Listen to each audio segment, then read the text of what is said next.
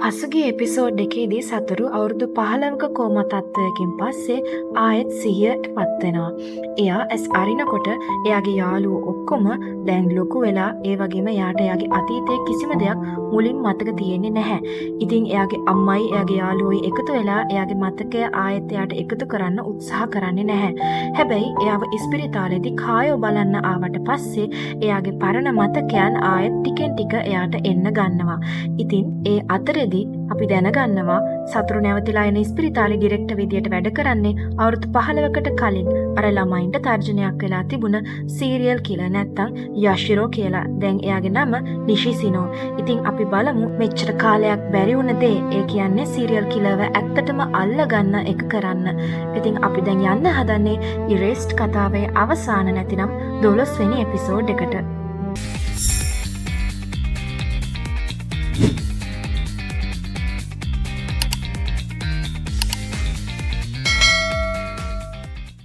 මේ වෙලාවේ සතුරු කෙන්නියයි හිරෝමිත් එක කතා කරන ගමන් ඉන්නේ. කෙන්නියා කියනවා ඔයා කොහොම තත්ත්වයට පත් වුණායින් පස්සේ මිසට ගොඩක් උදව් වුණා කියලා ඔයාගේ සැත්කම් වලට සල්ලි එකතු කරන්න. ඉතින් එයා ගොඩක් ණය ගෙති ඔයාට කියලායි කෙන්නියා කියන්නේ. මේ වෙලාවේ කෙන්නියා සතුරුගෙන් අහනවා ඔයාට මතකද කියලා ඔයා මිසටගේ පිටිපස්සෙන් ස්ටේඩියම් එකට ගිය දවස. සතුරු මේකට මුකුත් උත්තරයක් දෙන්නේ නැතිකොට කෙන්නියාට හිතෙනවා සමහර විට සතුරුට එයාගේ පරණ මතකයන් ආයෙත් ඇවිත් කියලා. කෙන්නියා සතුරුගෙන් කෙලින්ම අහනවා ඔයාට මතකයි නේද කියලා කවුද සීරියල් කිලර් කියන එක. මේ වෙලාවේ සතුරුගේ මූණ අඳුරු වෙනවා මොකද එයාට විශ්වාස නැහැ මේ දෙන්නට ඇත්ත කිව්වොත් ඒගොල්ලෝ පිළිගනීද කියලා. හැබැයි මේ වෙලාවේ කෙන්නියා සතුරුට පැහැදිලි කරලා දෙනවා කෙන්නියයි හිරෝමි දෙන්නම සතුරුගේ අනතුරෙන් පස්සේ හැමදාම සතුරුව බලන්න ආවා. ඒ වගේම එයා කවදාරි ඇහැරෙයි කියලා බලාපොරොත්තුෙන් හිටියා කියලා. එහෙම කරේ සතුරු ගැන ලොකු විශ්වාසයක් ඒ දෙන්නට තිබුණ නිසා. ඉතින් සතුරුට සිද්ධ වෙච්ච දේ දරා ගන්න බැරි කමට තමයි කෙන්නියා ලෝයර් කෙනෙක් වෙලා තියෙන්නේ. ඒ වගේම හිරෝමි හැමදාම ඉස්පිරිතාලේ ඇවිල්ලා සතුරුව බලුවට පස්සේ එයාට හිතලා තියෙන්නේ ડોක්ටර් කෙනෙක් වෙන්න. ඉතින් සතුරුගේ ජීවිතේ නිසා තමයි මේ දෙන්නගේ ජීවිතත් වෙනස් වෙලා තියෙන්නේ. මේ වෙනකොට කෙන්නියා සවදත් එක්ක එකතු වෙලා සීරියල් කිලර් කවුද කියන එක ගැන හොයමින් තමයි ඉන්නේ. දැන් වර්තමානයේ වෙනකොට කිසිම ළමයෙක් ඇත්තටම සීරියල් කිලර්ට අහුුනේ නැති වුණාට යෂිරෝ එයාගේ අතීත කාලෙදී වෙන ළමයින්ව ටාගට් කරලා මේ අවුරුදු 15 ඇතුළත ඒගොල්ලන්ට හිරිහැර කරලා තියෙනවා වෙන්න පුළුවන්. ඉතින් ඒ නිසා තමයි සතුරු කියපු හැමදේම කෙන්නියා ඔළුවේ තියාගෙන කවදාවත් ඒ දේවල් අමතක නොකර ඉඳලා තියෙන්නේ. ඒ දෙන්නම මේ වෙලාවේ සතුරුගෙන් ඉල්ලනවා ඒගොල්ලන්ව විශ්වාස කරලා සතුරු දන්න දේ ඒගොල්ලොත් එක්ක බෙදා ගන්න කියලා. ඉතින් මේ වෙලාවේ තමයි සතුරු ඒ දෙන්නට කියන්නේ මම දන්නවා සීරියල් කිලර් කවුද කියලා. ඒ තමයි අපේ ක්ලාස් ටීචර් වෙලා හිටිය යෂිරෝ කියලා. මේක ඇහුවහම කෙන්නියා හිරෝමි සතුරු කියන දේ සම්පූර්ණයෙන්ම විශ්වාස කරනවා. ඒ වගේම ඒ දෙන්න සතුරුට පොරොන්දු වෙනවා. එයාට සම්පූර්ණ සහයෝගය දෙනවා කියලා. ආයෙ පාරක් අපිට පෙන්වන්නේ හරියටම මේ වෙලාවේ සතුරුයි යෂිරෝයි ඉස්පිරිතාලේ වහල උඩ කතා කරන ගමන් ඉන්න බව. යෂිරෝ දැන් දන්නවා සතුරුට එයාගේ අතීතය ගැන හැමදේම මතකයි කියලා. ඉතින් මේ අවුරුදු 15ක් තිස්සේ එයාට අහන්න බැරි වෙච්ච ගොඩක් දේවල් දැන් එයා අහන්න ගන්නවා. යෂිරෝ අහනවා ඔයා අර කාර් එකේ වැවේ ගිලෙන වෙලාවේ මොකක්ද කියපු දේ කියලා. මොකද සතුරු ඒ වෙලාවේ කෑ ගැහුවා මං ඔයාගේ අනාගතය දන්නවා කියලා. ඉතින් මේ අවුරුදු 15 පුරාවටම යෂිරෝගේ හිතේ ඉවස ගන්න බැරි කුතුහලයක් තිබිලා තියෙනවා කොහොමද සතුරු යෂිරෝගේ අනාගතය දැනගෙන හිටියේ කියලා. ඒ වගේම කායව හිරෝමිව ඒ වගේම ආයව මේ කිසිම කෙනෙක්ට යෂිරෝට සාර්ථක විදිහට අල්ලගන්න බැරි උනේ සතුරු නිසා. ඉතින් යෂිරෝ හිතනවා සතුරුට එක්කෝ අනාගතේ පේනවා නැත්නම් මොකක් හරි අමුතු බලයක් තියෙන්නම ඕනි කියලා. ඉතින් යෂිරෝ සතුරුගෙන් බල කරලා ඉල්ලනවා ඔයා කොහොමද මේ දේවල් කරේ කියලා මට ඇත්ත කියන්න කියලා. සතුරු මේ වෙලාවේ කිසිම දෙයක් යෂිරෝට කියන්න ලෑස්ති නැහැ. එයාගේ රිවයිවල් ස්කිල් එක ගැන නැත්නම් එයා මේ දේවල් ප්ලෑන් කරේ ඇත්තටම කොහොමද කියලා මේ කිසිම දෙයක් සතුරු කියන්න ලෑස්ති නැහැ.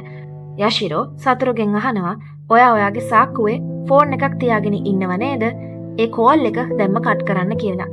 හිතුවා වගේම සතුරු මේ වෙලාවේ කෙන්නියත් එක්ක කෝල් එකකයි ඉන්නේ. ඒගොල්ලන්ට සතුරු කියන දේ හොඳට ඇහෙන්න.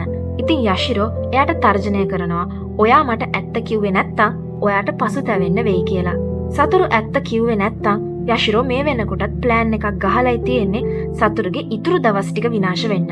එයා කරලා තියෙන්නේ මේ දවස්වල සතුරු යාළු වෙලා හිටිය අර කුමී කියන ගෑනු ළමයාගේ කාමරයට ගිහිල්ලා එයාගේ සේලයින් එක වෙනුවට ඒකට වෙන විසක් එකතු කරන එක. ඉතින් ඊට පස්සේ කුමී සතුරුයි යාළුවෝ විදියට හිටපු නිසා සතුරු කුමීට මොකක් හරි කරලා එයාගේ ජීවිතේ නැති වුණා කියලා සතුරුට වැරද්ද පටවන්න තමයි යශිරෝ මෙහෙම කරලා තියෙන්නේ. ඊට පස්සේ එයාගේ ප්ලෑන් එක තමයි සතුරුගේ ෆෝන් එක පාවිච්චි කරලා සතුරුගේ යාළුවන්ටයි සතුරුගේ අම්මටයි සතුරු ටයිප් කරනවා වගේ පණිවිඩයක් යවන්න. මං අර ගෑනු ළමයාගේ ජීවිතේ නැති කරපු හින්දා මම ගොඩක් පසුතැවෙනවා. ඒකින්ද මම සියදිවි නහගන්නවා කියලා. ඉතින් යශිරට ඕනේ සතුරු හරියට වහල උඩට ඇවිල්ලා සියදිවි නහගත්තා වගේ මේ හැමදේම දෙන්න අරින්න. ඒ නිසා තමයි සතුරුව මේ විදිහට යශිරෝ වහලට ගෙනල්ලා තියෙන්නේ. ඒත් සතුරු දන්නවා යශිරෝගේ ඇත්තම උමනාව. එයාට ඕනේ නැහැ සතුරු ඇත්තටම මැරෙන්න. මේ විදිහේ තර්ජනයක් කරාට පස්සේ එයා දන්නවා යශිරෝට ඇත්තටම ඕනේ සතුරු එයා ගැන කියපු දේවල් වල ඇත්ත නැත දැනගන්න විතරයි කියලා. එයාට කොහොම හරි ඕනේ සතුරුගේ කටෙන් මේක එළියට ගන්න විතරයි. සතුරු යශිරෝගේ මේ තර්ජන වලට බය වෙන්නේ නැහැ. සතුරු කියනවා මේ අවුරුදු 15 තිස්සේ මම ඇස් අරින්නේ නැතුව සිහි නැතුව ඉන්න වෙලාවේ ඔයා මගේ ඉස්පිරිතාලේ හිටිය නිසා ඔයාට ඕන තරම් අවස්ථා තිබුණා මාව මරලා දාන්න. මම ඔයාගේ හැමදේම දන්න නිසා මාව මැරුවනම් ඔයාගේ මේ හැම ප්ලෑන් එකක්ම ආයෙමත් යට යනවා. ඇයි ඔයා මේ අවුරුදු 15 තිස්සේ මාව මරන්නේ නැතුව මං ඇහැරෙනකම් බලන් හිටියේ කියලා. සතුරු කියනවා ඔයාට ඕනේ මාව මරණ එක නෙමෙයි. ඔයාට ඕනේ මගෙන් උත්තර. මොකද ඔයාගේ ජීවිතේ එකම විනෝදය මම නිසා කියලා.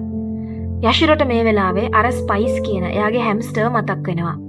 යශිරෝ කියනවා ඔයා අර වැවේ ගිලුණයින් පස්සේ මම ආයෙත් කිසිම කෙනෙක්ව මැරුවේ නැහැ. මොකද මට ඔයත් එක්ක තියෙන ඒ විනෝදය වෙන කිසිම ළමයෙක්ගෙන් ගන්න බැරි වුණා කියලා. ඉතින් ඒ නිසා යශිරෝගේ ජීවිතේ එකම අරමුණ සතුරු ජීවත් වෙලා ඉන්න එක. සතුරු කොහොමද මරණය පරද්දන්නේ කියලා බලන එක තමයි යශිරෝගේ ලොකුම විනෝදාංශය වෙලා තියෙන්නේ. ඉතින් මේ කුරුරු මානසිකත්වය සතුරුට හොඳට තේරෙන හින්දා එයා කියනවා යශිරෝට මම ජීවත් වෙලා ඉන්න හින්දා තමයි ඔයත් ජීවත් වෙලා ඉන්නේ. බැරි වෙලාවත් මම මැරිලා ගියොතින් ඔයාගේ ජීවිතෙන් වැඩක් නැති වෙනවා කියලා. එහෙම කියලා සතුරු එකපාරටම එයාගේ රෝද පුටුව හයියෙන් තල්ලු කරගෙන මේ වහලේ කොනටම යන්න හදනවා.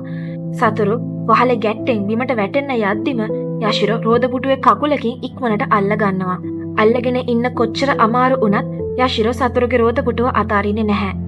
ඒකෙන් මේ දෙන්නට පැහැදිලි වෙනවා යශිරෝට කොච්චර උවමනාද කියලා සතුරු ජීවත් වෙලා ඉන්න එක. එයාට සතුරු තරම් එයාව කුතුහලයට පත් කරන වෙන කිසිම ටාගට් එකක් නැති නිසා. සතුරු කියනවා ඔයා පැරදිලා ඉවරයි. ඔයාට කිසිම කෙනෙක්ව මරන්න බැරි වුණා.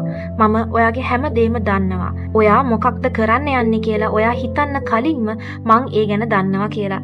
ඉතින් ඒ නිසා ඔයාට කවදාවත් බැහැ කියලා කිසිම කෙනෙක්ට කරදර කරන්න.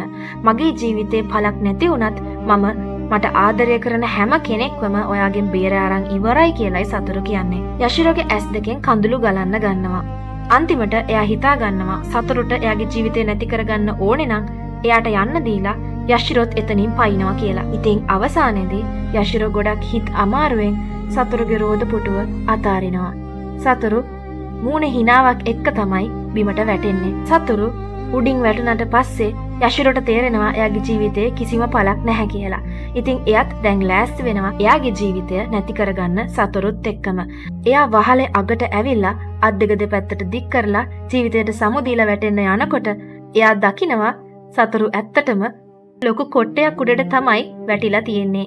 එයාගේ අම්මා, යාළුවෝ, ඒ වගේම සවදා මේ හැම එක්කෙනෙක්ව බේරගන්න ඒ කොට්ටේ අල්ලගෙන ඉන්නවා. මේ හැම කෙනෙක්ම දැන් ඇස් දෙකටම දකිනවා යශිරෝ ඇත්තටම කවුද කියලා.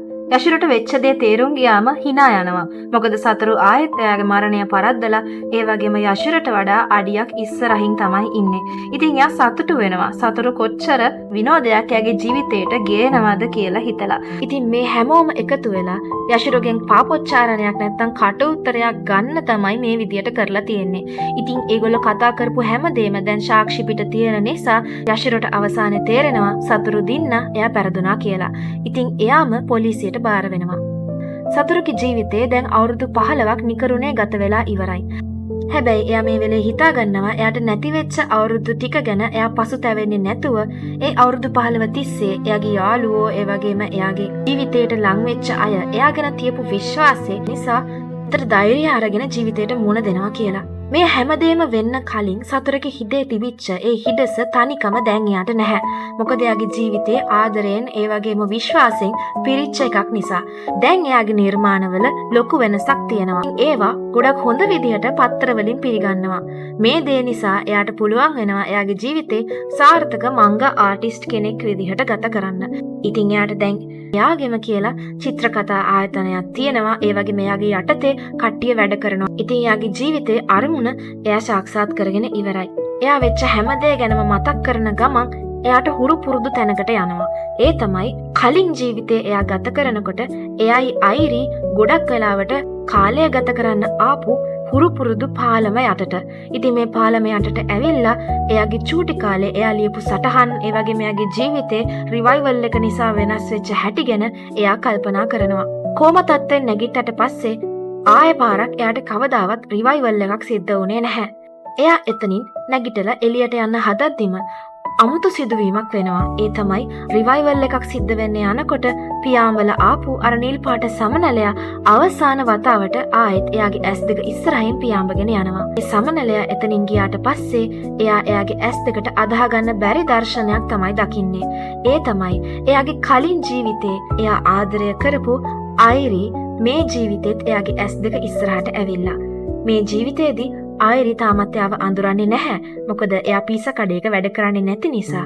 හැබැයි හිතපු නැති විදිහට අයිරි පාලමයටට ඇවිල්ලා එයත් එක්ක කතා කරනවා.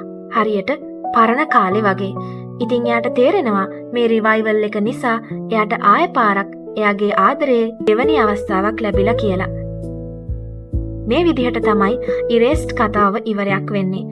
ඉතින් Watch with TV channel එකත් එක්ක ඉරේස්ට් කතාව සිංහලෙන් අහන්න දැනගන්න ඒකට ආදරය කරන්න එකතු වෙච්ච ඔයගොල්ලෝ හැම දෙනාටම ස්තුතියි. අලුත් ඇනිමේ එකක් එක්ක අපි ඉක්මනට ආයෙත් හම්බෙමු.